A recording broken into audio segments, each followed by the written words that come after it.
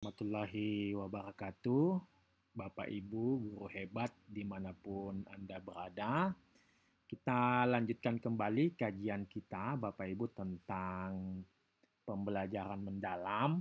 Ya, jadi Bapak Ibu di video voice sebelumnya telah dijelaskan sedikit mengenai kaitan antara pembelajaran yang mendalam dengan solo taksonomi dan juga taksonomi Bloom. Di video voice kali ini Bapak Ibu kita akan lanjutkan ya. Jadi Bapak Ibu di video sebelumnya saya mungkin sedikit tidak mendalami tentang apa yang dimaksud dengan pembelajaran yang mendalam. Oleh karena itu sebelum kita terlalu jauh Bapak Ibu izinkan saya untuk memberikan gambaran mengenai apa sih yang dimaksud dengan pembelajaran yang mendalam itu. Ya, jadi Bapak Ibu sekalian merujuk pada naskah akademik yang dikeluarkan oleh Puskurjar menyampaikan bahwa pembelajaran yang mendalam ini adalah pendekatan. Ya, jadi Bapak dan Ibu sekalian ini yang harus kita genggam bahwa pembelajaran yang mendalam ini adalah pendekatan yang memuliakan dengan menekankan pada penciptaan suasana belajar. Ya, jadi Bapak Ibu saya memberikan highlight ada dua hal di pembelajaran yang mendalam ini. Yang pertama adalah pendekatan, yang kedua adalah penciptaan suasana belajar dan juga proses pembelajaran yang berkesadaran, mindful, yang bermakna, meaningful, dan menggembirakan. Ya, jadi berkesadaran, bermakna, dan menggembirakan ini adalah prinsip ya yang Bapak Ibu sekalian harus hadirkan di pembelajaran mendalam yang dilakukan melalui olah pikir, intelektual, olah hati, olah rasa, dan juga olahraga secara holistik dan terpadu. Ya, jadi Bapak dan Ibu kira-kira ini definisi mengenai pembelajaran mendalam. Kalau Bapak Ibu mencari definisi di referensi lain, ini ada juga yang melihat pada segmen kaitannya dengan EA dan juga machine learning. Ya, jadi kalau kita menggunakan definisi itu, kita akan ketemu EA, machine learning, kemudian deep learning.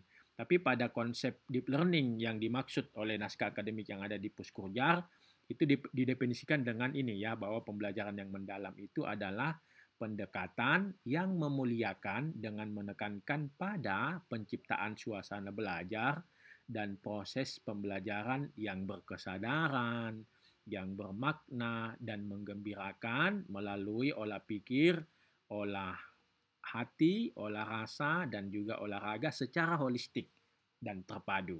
Nah, Bapak dan Ibu sekalian yang berbahagia, kaitannya dengan tiga prinsip ini, apa yang dimaksud dengan berkesadaran?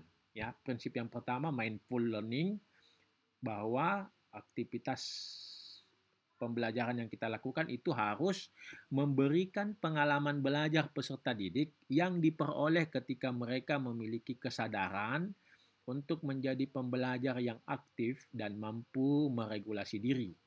Ya, jadi peserta didik ini harus memahami tujuan pembelajaran, termotivasi secara intrinsik untuk belajar, serta aktif mengembangkan strategi belajar untuk mencapai tujuan. Ini prinsip yang pertama.